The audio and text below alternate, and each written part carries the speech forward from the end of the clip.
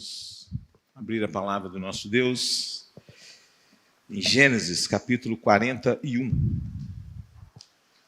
Gênesis 41.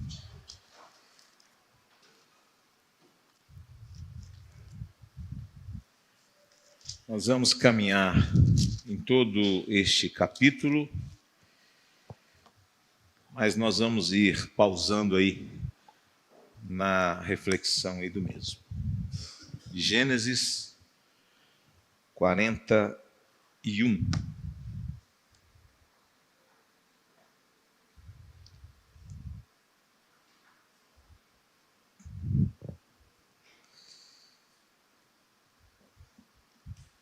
Eu vou ler até o verso 8, e aí depois, à medida que a gente for caminhando, a gente vai seguindo aí com a leitura deste capítulo.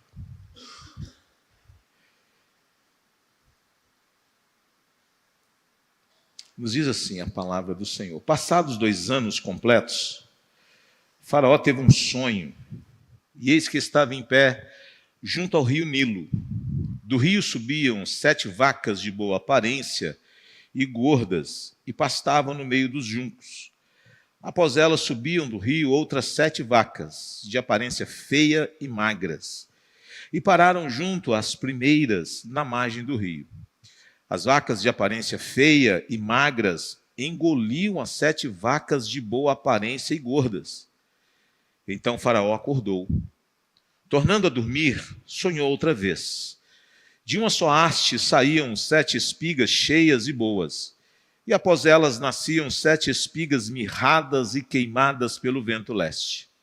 As espigas mirradas devoravam as 7 espigas grandes e cheias.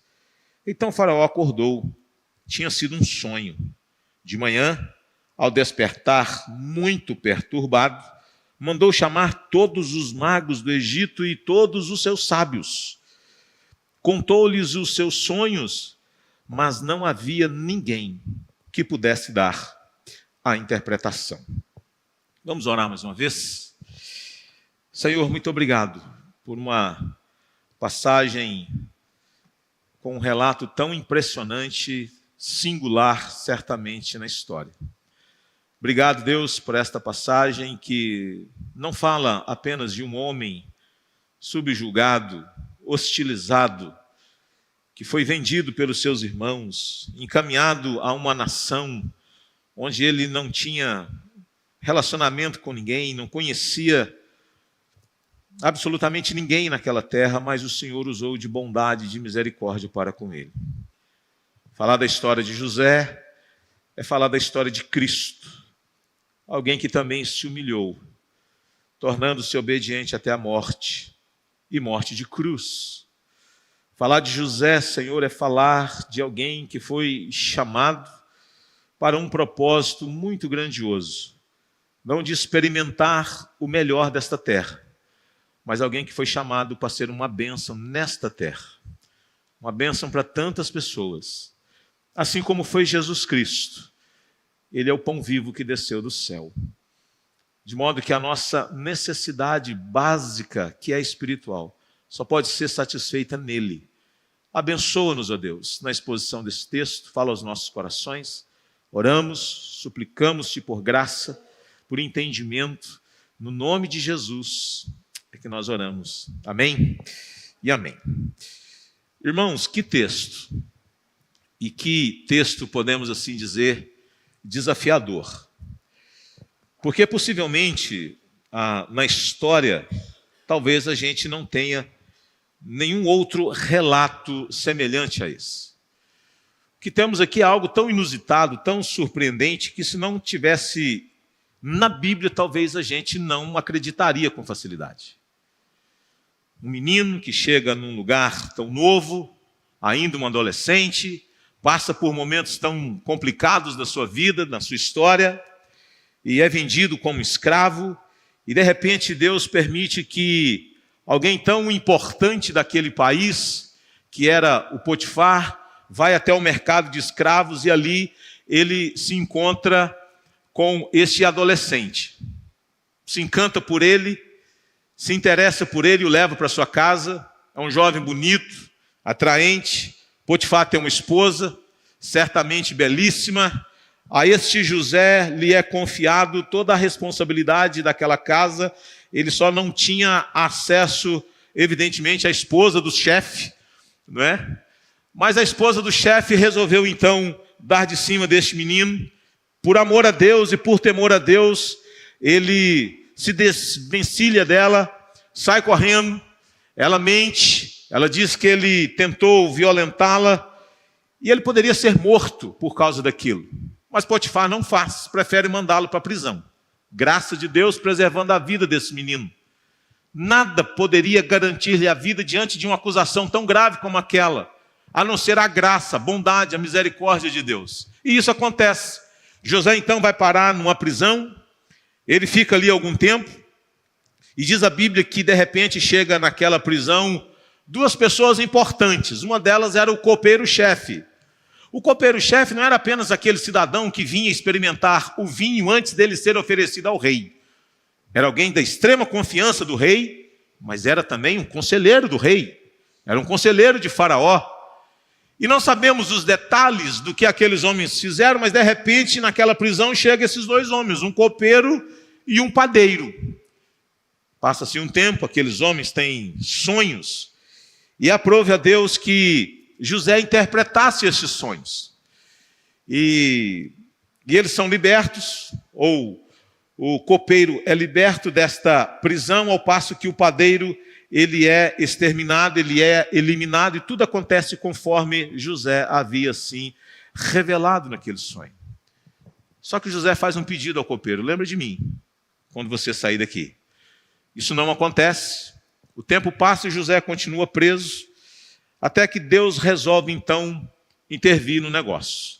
Deus resolve dar sonhos ao homem mais poderoso daquele tempo, que era o Faraó. Deus resolve se manifestar de uma maneira muito surpreendente a respeito do que ele haveria de fazer. E aí, então, nós temos, irmãos, um desfecho muito interessante, porque a gente vê um menino que, de repente, ele estava no fundo do poço, literalmente. Porque os irmãos assim o fizeram, jogaram numa cisterna, jogaram-no no poço, e pensaram: o que a gente faz com ele? Vamos matá-lo, vamos acabar com esse menino. E aí alguém, de repente, foi Rubens, se eu não me engano, e disse assim: não vamos fazer isso não.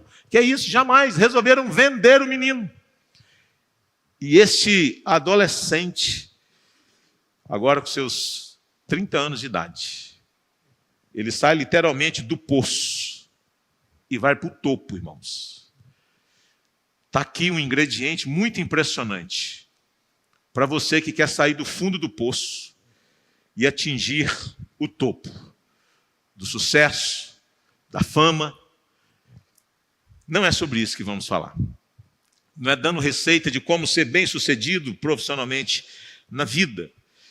Até porque se a gente caminhar por este caminho, a gente vai ter que forçar o texto a dizer o que o texto não diz.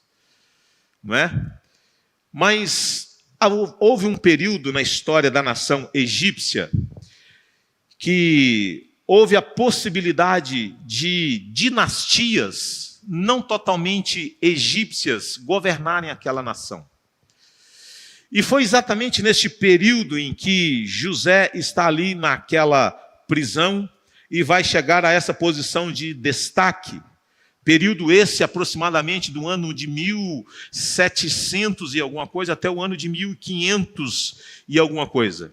Aproximadamente 200 anos aí da história antes de Cristo, e estas dinastias não de pedigree egípcio ficaram conhecidos como os Hyksos.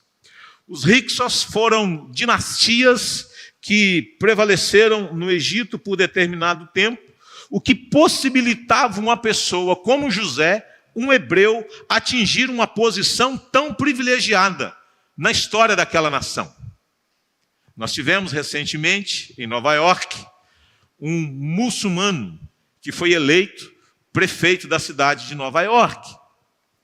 E uma configuração, não sei se os pais são da Uganda, alguma coisa assim, mas um muçulmano eleito prefeito da cidade de Nova York. O sistema ali permite coisas dessa natureza, né? Assim como no Brasil também. O sistema possibilita pessoas que se tornaram agora cidadãos, eles têm esta possibilidade. José, por causa dessa dinastia, ele teve a oportunidade de ser colocado nessa posição tão privilegiada. Graça de Deus que agiu no tempo oportuno, no tempo exato, não é? E aí, de repente, nós temos o sonho. E aquele sonho, para a gente contar, os meninos teriam que sair da sala, porque é quase que um filme de terror. São vacas gordas, bonitas, belas, que surgem no cenário, mas de repente vêm umas vacas muito estranhas, muito magras, secas, osso aparecendo para todos os lados, elas começam a devorar as vacas gordas. Imagine a cena, que coisa bizarra, não é? Faraó, no primeiro momento, acredito eu, ele deve ter ficado muito satisfeito, porque ver vacas gordas saindo do Nilo é tudo aquilo que os deuses do Egito poderiam revelar. Tendo no Nilo como sendo a fonte da vida, da energia, do vigor daquela nação, não é? E as vacas gordas como sendo esse símbolo de prosperidade, mas de repente as vacas magras destruindo as vacas magras destruindo as gordas, é para deixar realmente o rei preocupado, assim como as espigas. E agora 7 espigas mirradas, tudo muito confuso na cabeça daquele homem tão poderoso. Deus movendo, Deus agindo, Deus surpreendendo. E eu queria, irmãos, à luz deste texto tão emblemático, pensar algumas coisas interessantes para nós, penso eu. E eu começo por isso mesmo, do poço ao topo. Mas eu quero que você entenda algo interessante. Esse texto nos convida a pensar a respeito de um Deus soberano, que exalta o seu servo, mas com um propósito, com um objetivo, que é Salvador. E é isso que nós precisamos entender. Do poço ao topo, o Deus soberano exalta o seu servo para cumprir o seu propósito salvador. Se a gente não entender isso, a gente vai ter dificuldade, nós vamos ficar aqui apenas com a teologia da prosperidade. E não é isso que o texto está dizendo. O texto ele tem uma mensagem messiânica muito profunda, tipológica, e tem um fio condutor que vai nos apontar para aquele texto que nós lemos de João capítulo 6, que nos apresenta Jesus como sendo o pão da vida. E eu quero então pensar aqui algumas coisas, e primeiramente do verso 1 até o verso 8, nós temos o sonho e a perturbação de Faraó, quando a sabedoria humana se curva diante da sabedoria divina. Veja, irmãos, que diante do que Faraó sonhou, e aqui a gente precisa entender algumas coisas ou acerca do contexto daquela civilização. Como, por exemplo, a vaca não é um animal qualquer. Por que ela aparece na história? Não é? Ela aparece na história porque ela era símbolo da deusa egípcia da fertilidade. Era uma divindade. Nós temos também o faraó.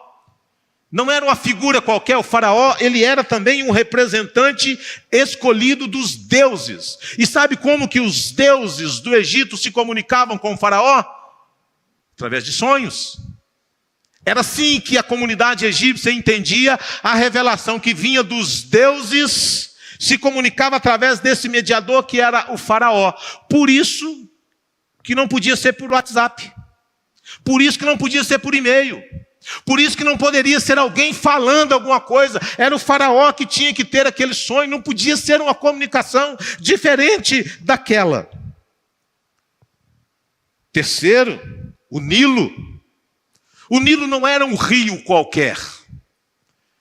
O Nilo, ele era algo muito importante, porque ele era a fonte da fertilidade do Egito.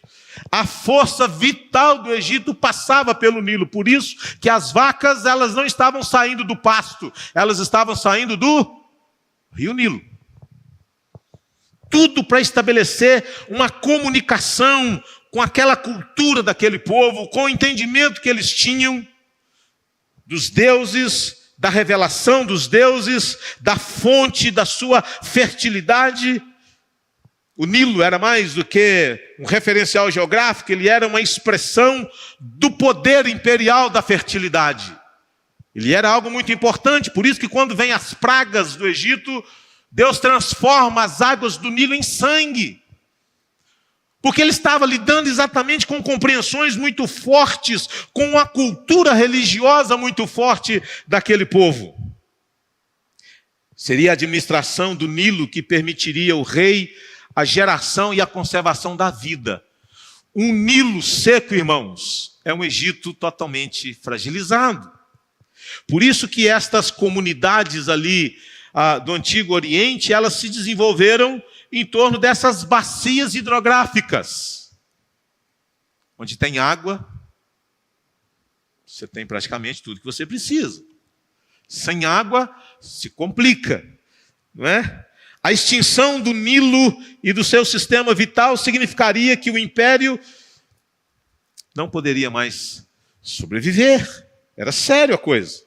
E nós temos os magos, que aparecem aqui também no texto. Verso 8 vai dizer que Faraó acorda perturbado e um rei perturbado é o povo inteiro da corte preocupado. Meu Deus, o que vai acontecer? O que vai vir por parte do Faraó? O homem está preocupado, ele está perturbado, ele está assombrado e ele manda chamar os magos. Os magos exerciam um papel não só de tentar dar conselhos, eles buscavam na literatura egípcia, eles buscavam na cultura egípcia instruções, orientações, sabedoria, para que eles pudessem então dar ao rei, ao Faraó. Mas eles eram uma espécie de sacerdotes, intérprete de sonhos. Então é a eles que o Faraó manda chamar. Então, esses homens chegam e o texto faz questão de dizer, no verso de número 8, quando diz, contou-lhes os seus sonhos, mas não havia ninguém, irmãos, que pudesse dar a interpretação. Agora imagine vocês que diante de tudo que acontece aqui, Faraó manda chamar os homens, vamos dizer, mais sábios, mais inteligentes, homens letrados. Não eram homens simples, eram homens da cultura, eram homens que se debruçavam em cima dos livros. Eram homens que nós poderemos dizer assim, que não exerciam apenas um papel espiritual, sacerdotal, mas homens que se debruçavam, que liam, que conheciam, que procuravam de todas as formas compreender os mistérios dos deuses, para poder trazer uma palavra, para poder interpretar os sonhos e coisas dessa natureza. Esses homens chegam, e diz a Bíblia que não havia ninguém que fosse capaz. Isso me chama a atenção, irmãos, para às vezes essa ideia que nós temos da nossa sabedoria, do nosso conhecimento, da nossa cultura. Nós que às vezes achamos que somos sábios, que nós compreendemos, que nós entendemos. Nós que às vezes ignoramos a sabedoria bíblica e achamos que às vezes uma sabedoria secular, ela pode prevalecer sobre esta sabedoria, eu vou usar o termo só para a gente entender, milenar, mas que é sobrenatural.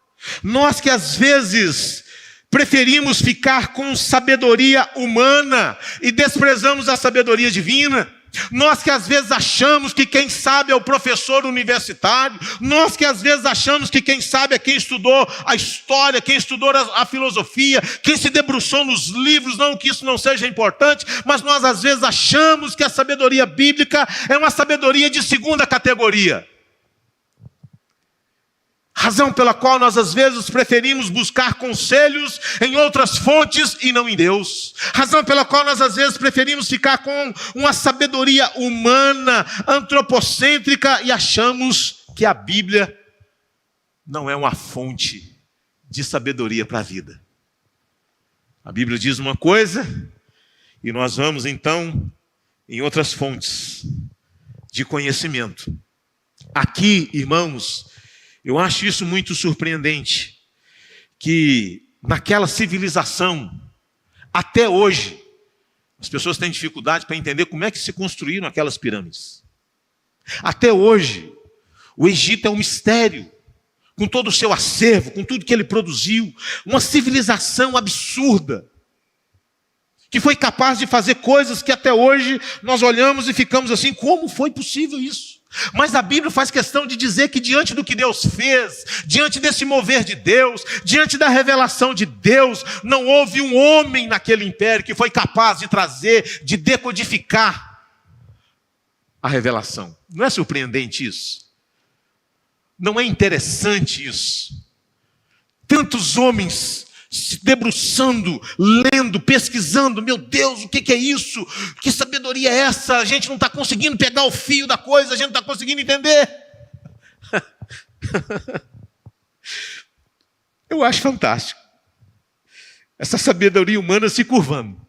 Ninguém capaz de decifrar, ninguém capaz de chegar e de confrontar e dizer, nós temos a solução. Ô irmãos, por isso que Jesus orou dizendo assim, graças te dou, ó Pai, porque o Senhor ocultou essas coisas dos sábios e entendidos e o Senhor as revelou aos pequeninos. Porque assim foi do teu agrado. Porque às vezes, irmãos, nós agimos, desprezamos, ignoramos aquilo que Deus diz, os ensinamentos de Deus, a revelação de Deus, achamos que são coisas assim muito, às vezes, superficiais. Não gostamos da revelação que aponta para a criação, preferimos ficar com a evolução. Ao invés de ficarmos com aquilo que Deus diz sobre como Ele criou todas as coisas, eu prefiro Darwin. Eu prefiro Platão. Eu prefiro Aristóteles. Eu prefiro Michel Foucault. Sangue de Jesus tem poder. Então, intencionalmente eu citei Foucault, porque é o símbolo de uma perversão. Nós, às vezes, achamos que a sabedoria divina é frágil demais. Mas aqui, então, nós temos um homem poderoso, nós temos toda uma simbologia que fazia todo sentido para aquela civilização, de pessoas que realmente se consideravam detentoras do conhecimento, detentoras do saber, mas eles estão diante de um enigma, e ninguém foi capaz de revelar. Parto aqui para uma segunda questão. Então veja, irmãos, caem por terra aqui todos os métodos de conhecimento daqueles magos. O texto vai dizer, não houve ninguém que pudesse dar a interpretação. Segunda coisa, do verso 9 até o 24, nós temos a libertação de José, o servo lembrado no tempo de Deus. Porque 2 anos se passaram, quando o copeiro sai e volta, está tudo beleza, está tudo maravilhoso, ele volta às suas atividades, imagina a alegria daquele homem, né, tendo acesso de novo ao rei, ele foi restituído, e o texto vai dizer no verso 9, então o copeiro-chefe disse a Faraó, hoje me lembro, hoje, 2 anos depois, 2 anos que ele sai da prisão, 2 anos que José revelou-lhe o sonho, 2 anos que José disse, quando você sair daqui, lembra de mim. Mas que bom que ele não lembrou, porque senão não ia dar certo. Não é? Na providência de Deus, aquele homem teve uma amnésia. Esqueceu do José. Por graça de Deus, ele esqueceu do José. Não é? Deus escrevendo certo, com linha certa, e a gente vendo tudo torto. Mas Deus agindo, Deus preparando José para esse momento. Então ele diz, hoje eu me lembro das minhas ofensas, quando o Faraó ficou irado com os seus servos e me pôs na prisão, na casa do comandante da guarda, a mim e ao padeiro-chefe. Tivemos um sonho, na mesma noite eu e ele, sonhamos e cada sonho tinha o seu próprio significado. Achava-se conosco um jovem hebreu, detalhe, não fala nem o nome do José, se abençoa a vida do cara, e o sujeito não sabe nem o seu nome. Né? Havia ali um jovem hebreu, escravo do comandante da guarda. Contamos a ele os nossos sonhos e ele nos deu a interpretação, a cada um segundo o seu sonho. E tal como nos interpretou, assim aconteceu. E eu fui restituído ao meu cargo e o outro foi enforcado.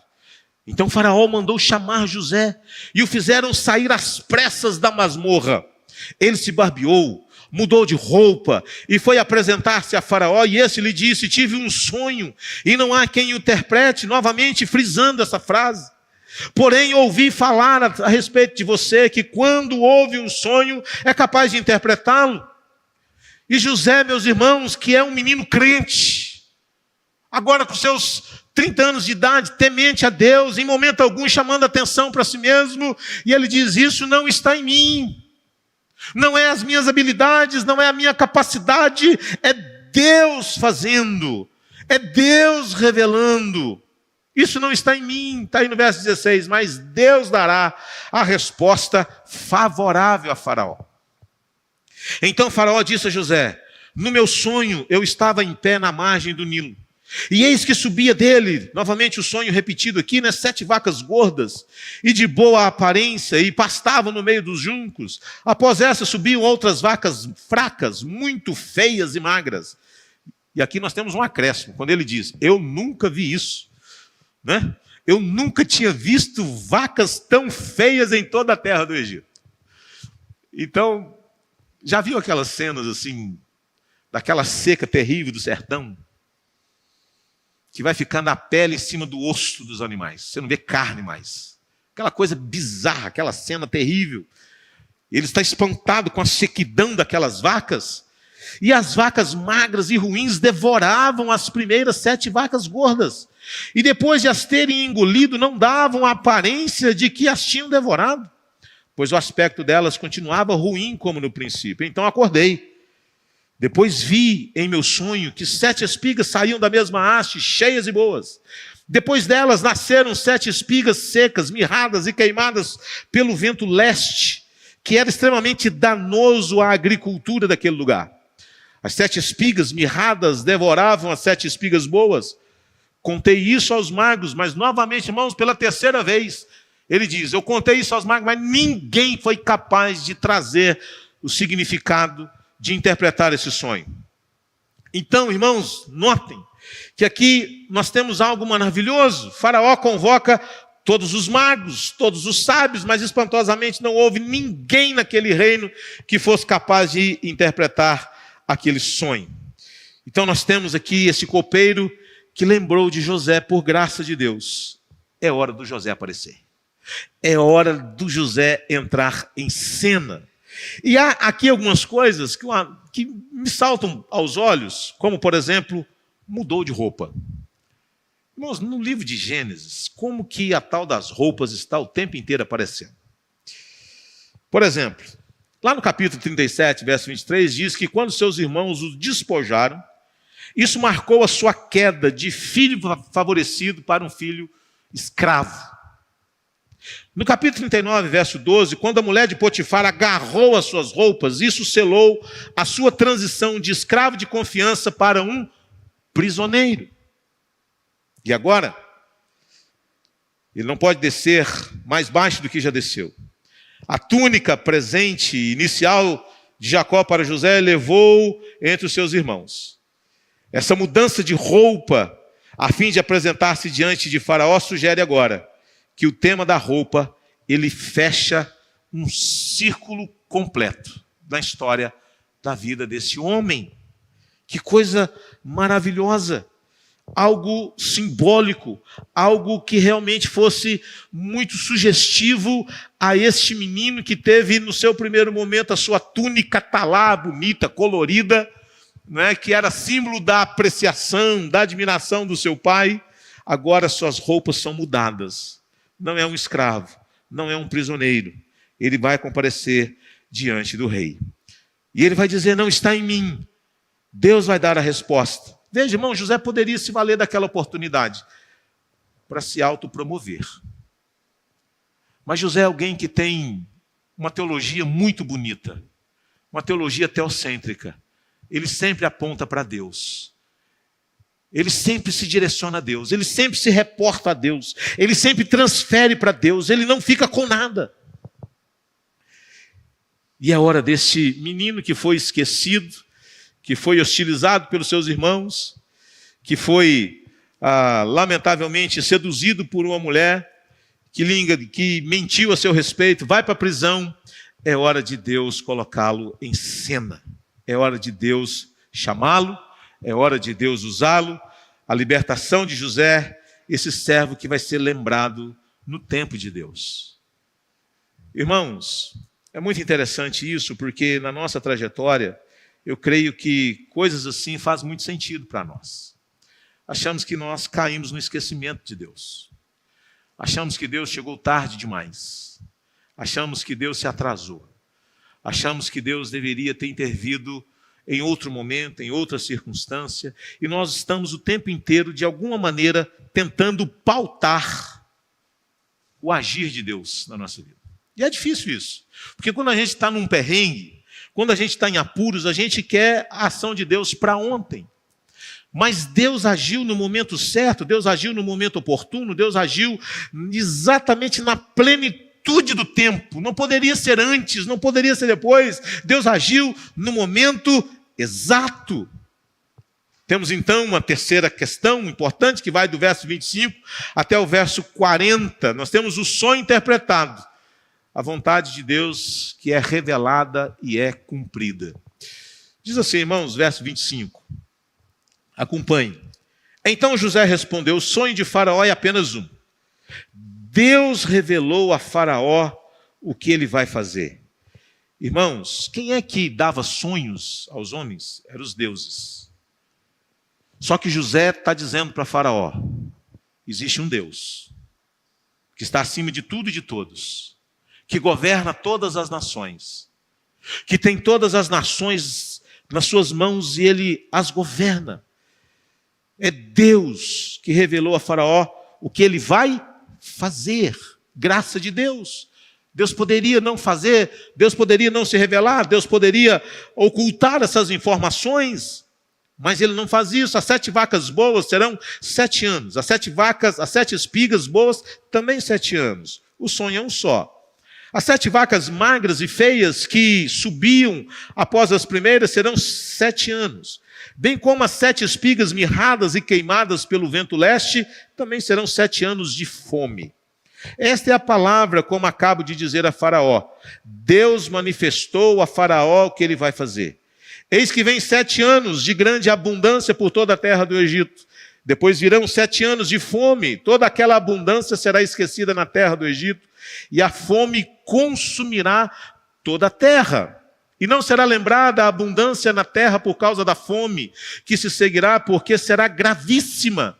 O sonho de Faraó foi repetido porque a coisa é estabelecida por Deus, e ele então diz, e Deus se apressa a fazê-lo. Agora, pois, Faraó devia escolher um homem ajuizado. Faraó não pediu conselho, né, irmãos? Mas ele aproveitou a oportunidade e ele sugeriu. E há quem vai querer dizer que José estava se valendo desta oportunidade para dizer, só preciso escolher um homem, e eu acho que não há ninguém, certo? Que seja capaz. Então, fica a dica. Mas José era alguém recatado. Eu não acredito que ele tinha essa intenção. Eu entendo que ele está dizendo assim, eu só preciso nomear alguém. E ele dá as etapas do que o Faraó deveria fazer. Né? Agora, pois, Faraó devia escolher um homem ajuizado e sábio e encarregá-lo de dirigir a terra do Egito. Nomeie um primeiro-ministro que fica responsável por toda a nação. Faraó deverá fazer isso por administradores sobre a terra e escolher a 5ª parte dos frutos. 5ª parte dá quanto, irmãos? 20%. 20% dos frutos da terra do Egito nos 7 anos de fartura.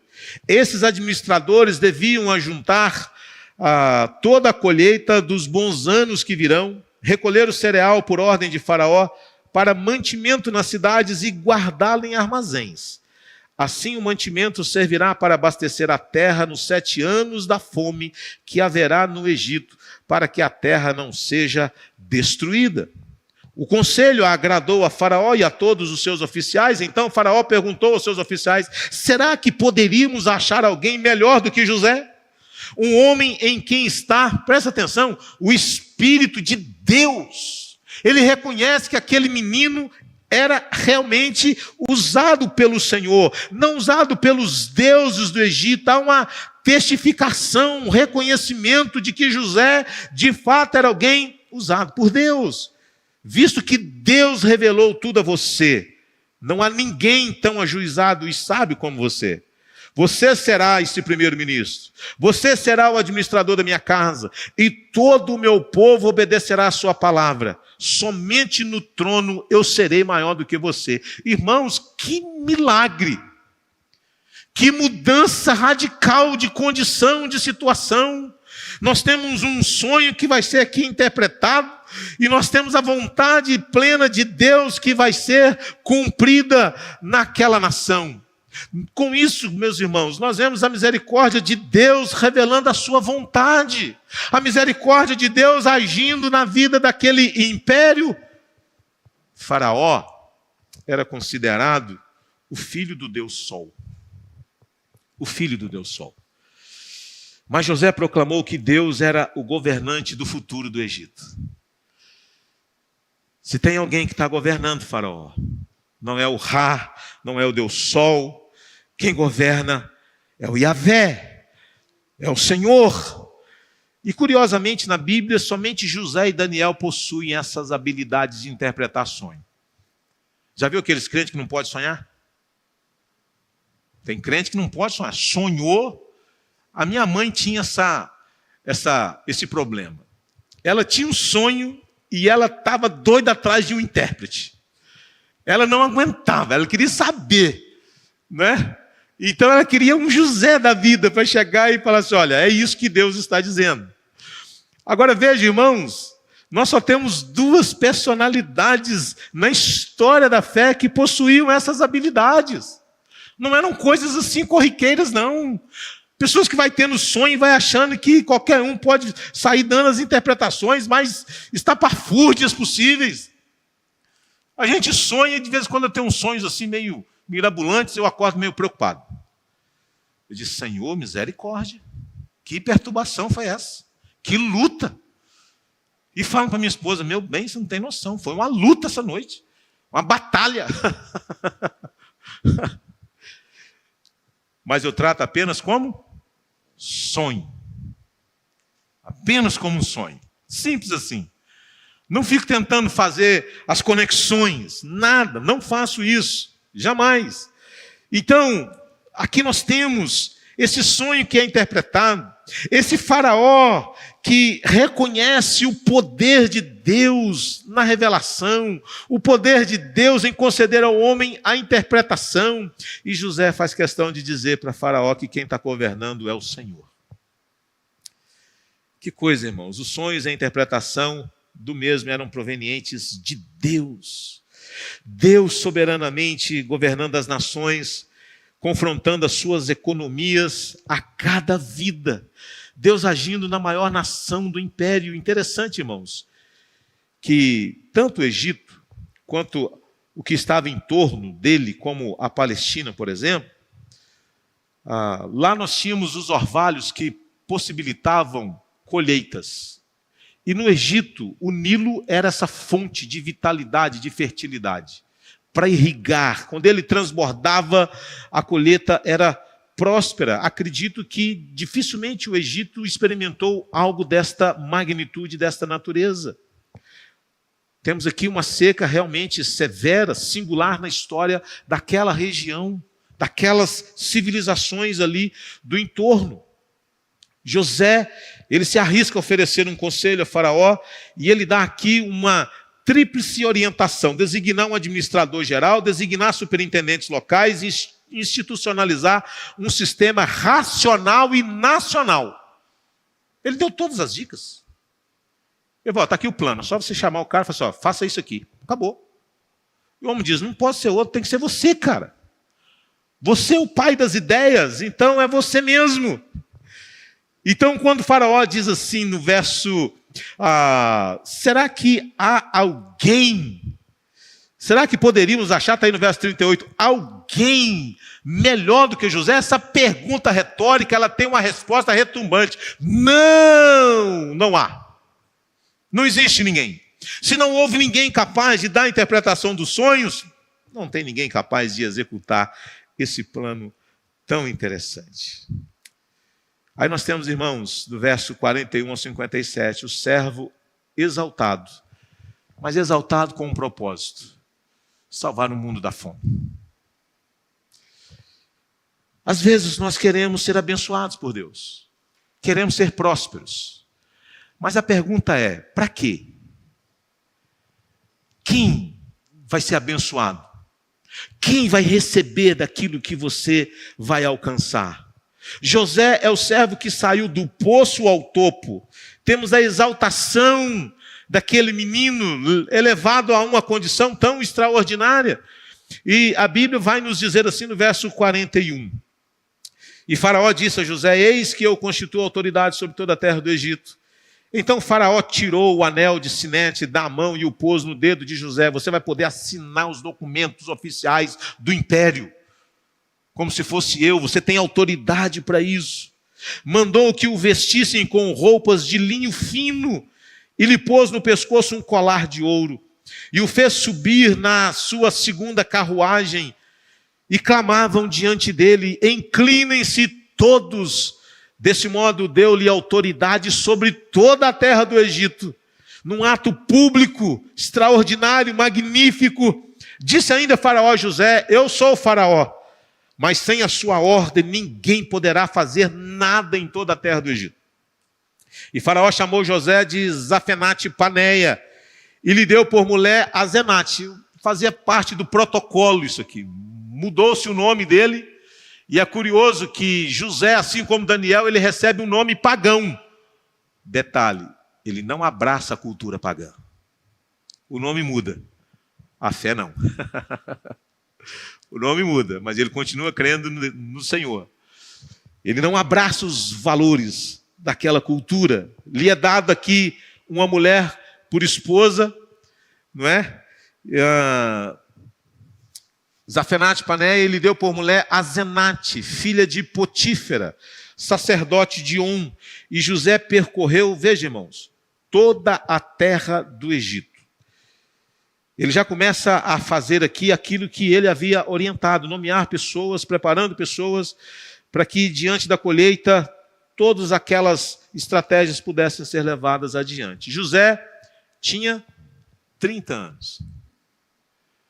Um levita começava o seu ministério com 30 anos. Jesus começa o seu ministério público com 30 anos de idade. José tinha 30 anos de idade quando se apresentou a Faraó, rei do Egito, e andou por toda a terra do Egito.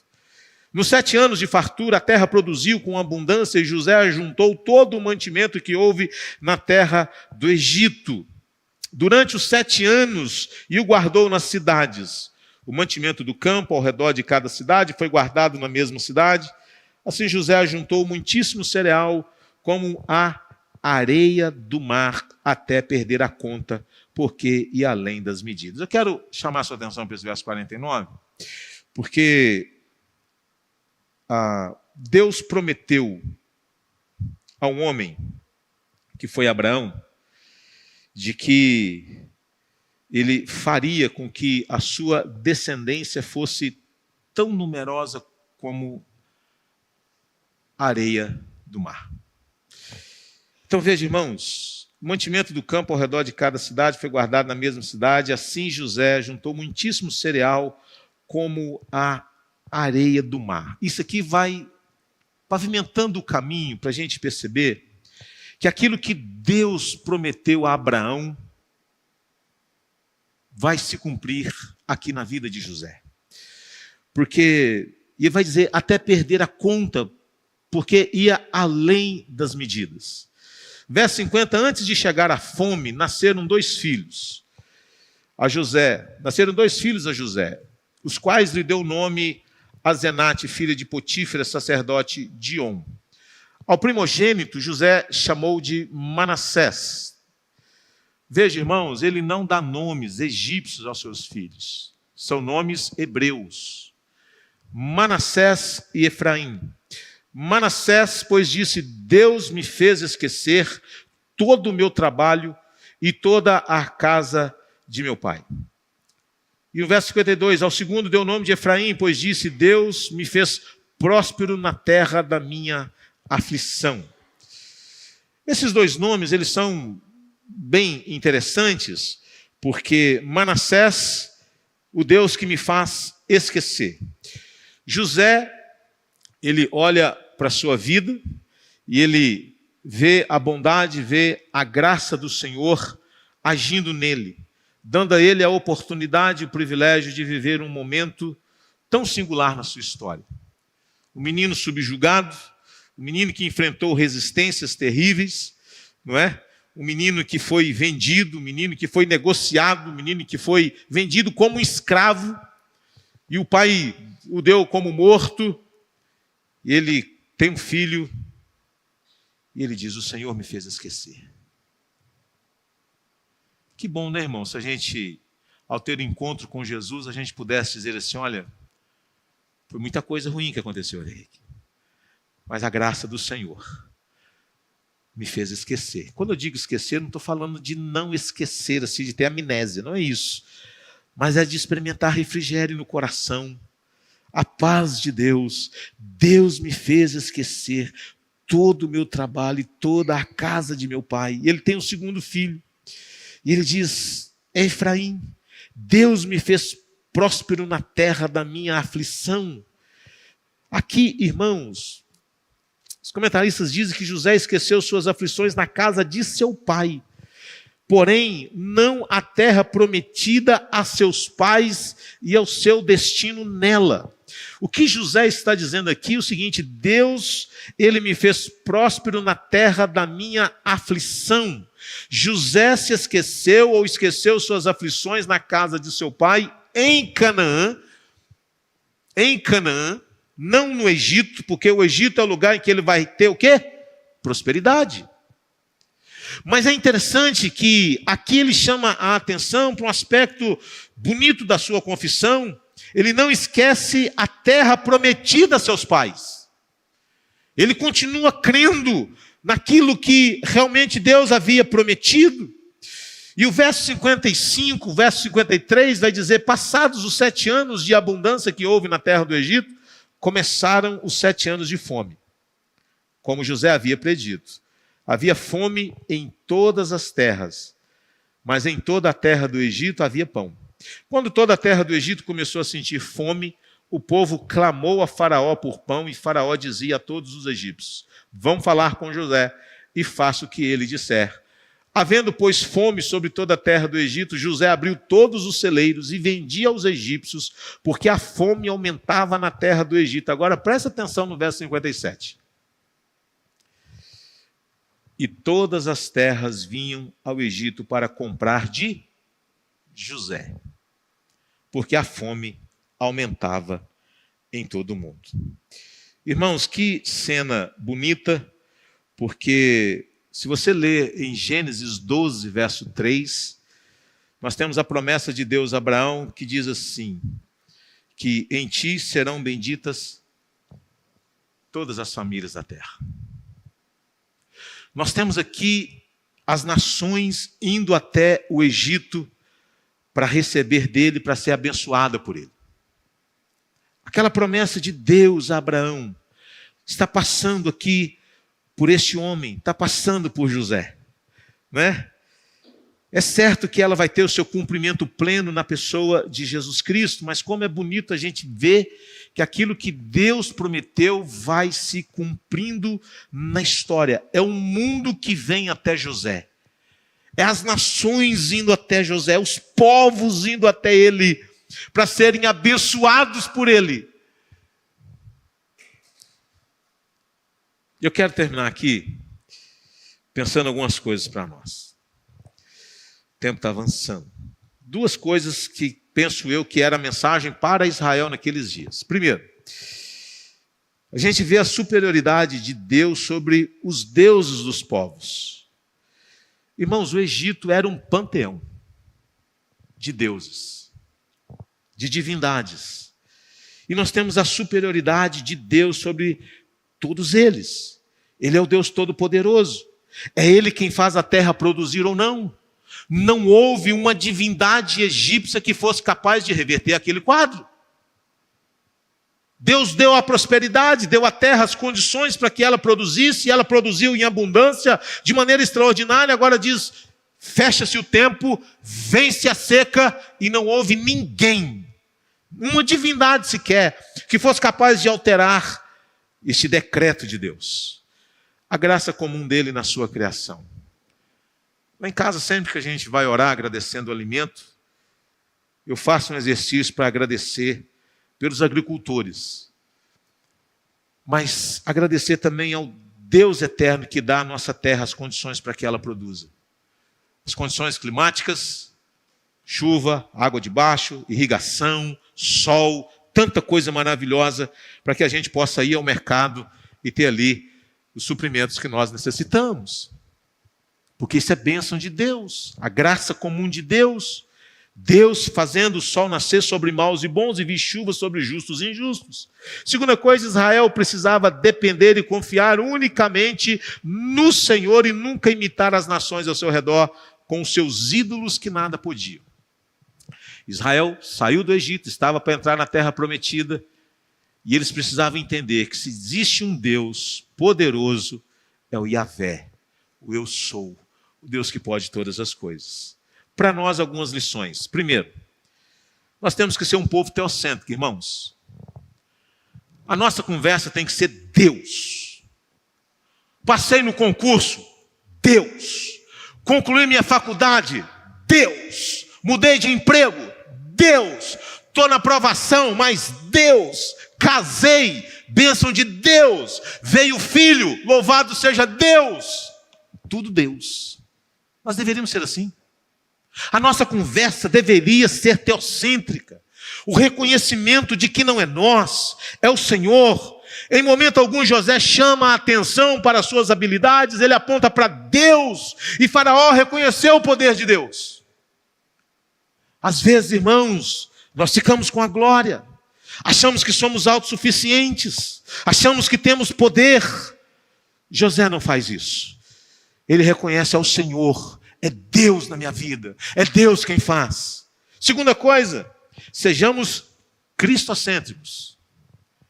Cristocêntricos. Por quê? José é um tipo de Cristo. Temos uma tipologia aqui muito interessante. Por quê, irmãos? Ele é o servo que foi humilhado e ele é exaltado, por meio de quem o mundo foi salvo da fome. Deus humilhou, Deus exaltou aquele menino para que vidas fossem preservadas, para que pessoas fossem salvas. José é um tipo de Cristo diante de quem todo joelho deve se dobrar, segundo Filipenses 2,10. Cristo é o pão da vida que desceu do céu. Deus humilhou e exaltou o seu Filho, tornando-o o pão da vida, a fim de que muitos sejam salvos da morte eterna. Irmãos, Cristo, ele se fez um de nós, ele se humilhou e veio até nós como um de nós. Mas diz a Bíblia que Deus o exaltou sobremaneira, ele lhe deu o nome que está acima de todo nome, para que ao nome de Jesus se dobre todo joelho no céu e na terra, e toda língua confesse que Jesus é Senhor, para a glória de Deus Pai. O mundo foi até o Egito em busca de pão. Mas é Jesus quem diz: eu sou o pão da vida. Venham até mim e sejam salvos. Que coisa bonita, irmãos. Que coisa maravilhosa. Terceiro, a misericórdia de Deus em manifestar a Faraó o que ele pretendia fazer. O objetivo desta revelação, irmãos, foi de promover José, preparar e usar o Egito para que pessoas não morressem de fome. Deus abençoou a vida de José, mas para que José fosse uma bênção.